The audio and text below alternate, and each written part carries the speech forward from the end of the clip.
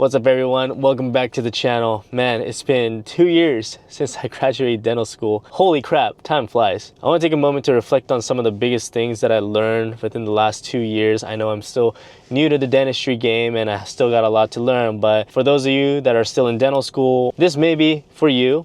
And for those that are about to graduate dental school, well, first off, congratulations. You guys are ready to get on out here, but man, life out of dental school may not be what it seems, so make sure you listen up. I'm gonna try to distinguish the different types of dentistry. We got corporate dentistry, private practice, and practice ownership. Wanted to share a little bit of the pros and cons of each type of dentistry and what I currently am in right now, and to hopefully dissolve some stigmas that maybe your fellow colleagues may have on one type versus the other. And this is purely from my perspective. I know maybe some people may have different experiences to argue against what I have to say, but you can say whatever you want and just type them in the comments so that we get this video sort of engaged and get more people to check out this video. Speaking of which, if you like this video, make sure you leave a thumbs up, subscribe if you haven't.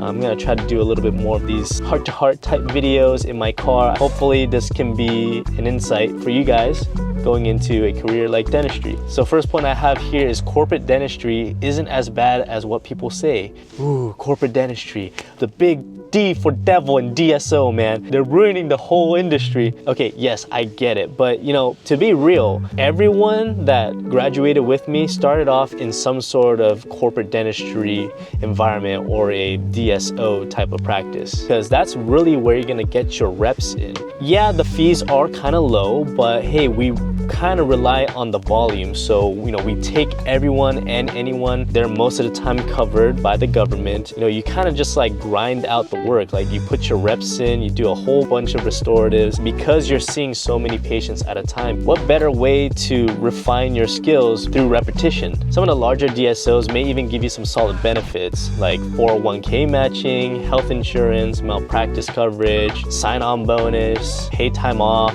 In my case, I kind of worked at a smaller, more localized DSO, so we didn't have those nice perks. But hey, I gained something very invaluable, which is experience. Now, many people have said this, but your early years is not about earning, it's about learning. This season in your career is not about making bank right off the bat. It's about getting your reps in, building confidence in your skills, and just trying to take, risks, right?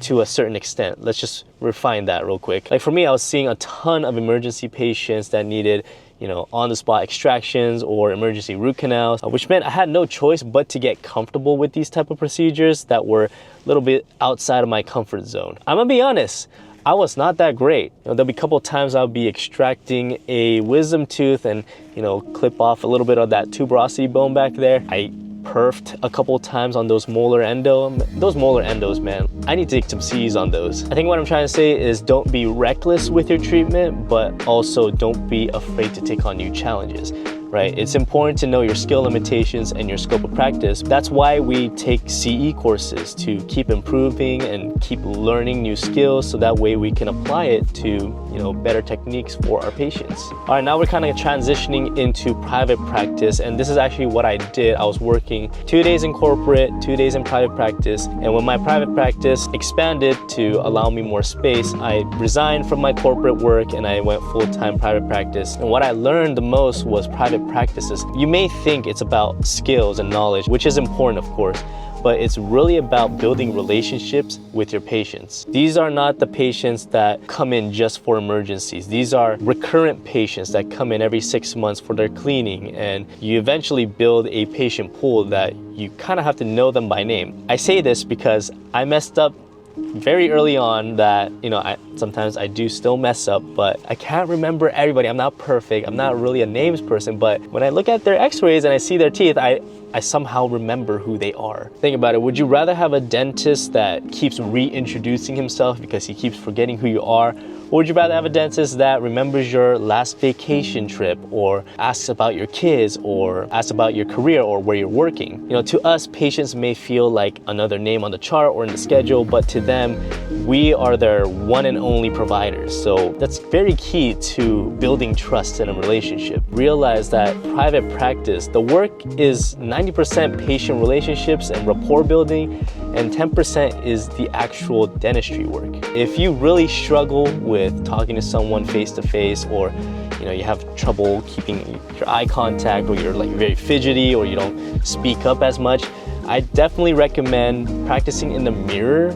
Practice presenting yourself as this guy who's super charismatic, high energy, like what I'm doing. I'm not like this all the time, but the camera's on, I gotta be on too. And it takes a lot of energy, but you'll be surprised how many people would vibe with you if you have this good, uplifting, positive energy, rather than, hey guys, here's another video. Today we're gonna be talking about corporate dentistry, and people wanna know that dentists are not just filling drilling machines, right? We're human too. So that's important. And then of course you have practice ownership. Many dental students go through dental school having this idea that practice ownership is like this ultimate goal. They're so gung-ho about it, not really realizing how much work it takes to maintain a well-oiled business. Have seen, my friends go through the whole startup, and I see all the stresses with HR, overhead, scheduling, all that marketing, all that. And I just see all this behind the scenes just in front of me.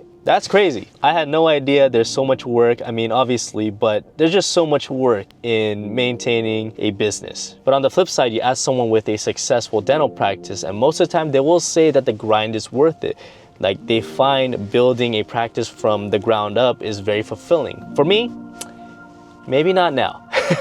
Right now, I'm trying to build up my family. Raising kids has been so much work that I don't think I can allocate any more of my energy to building my own practice. I'm still 2 years into dentistry, and there's different opportunities, different avenues that one can take. I enjoy being an associate. I like going into a private practice, still having the freedom to clock in and clock out, get to go home, hang out with my kids. I'm happy with that type of dentistry right now. But another reason why I don't plan to open up a practice or be in some sort of ownership is because, well, I'm still seeing if Texas is gonna be my forever home. But that's a conversation for another day. I'll just leave it as that. But before I go, I wanna leave you with this word of encouragement. There's no one right path in dentistry. Corporate dentistry, private practice, opening up your practice, do whatever that you find fulfillment, that you can feel like you can put in your best 100% quality work. Colossians 3:23 says, whatever you do, work at it with all your heart as working for the Lord,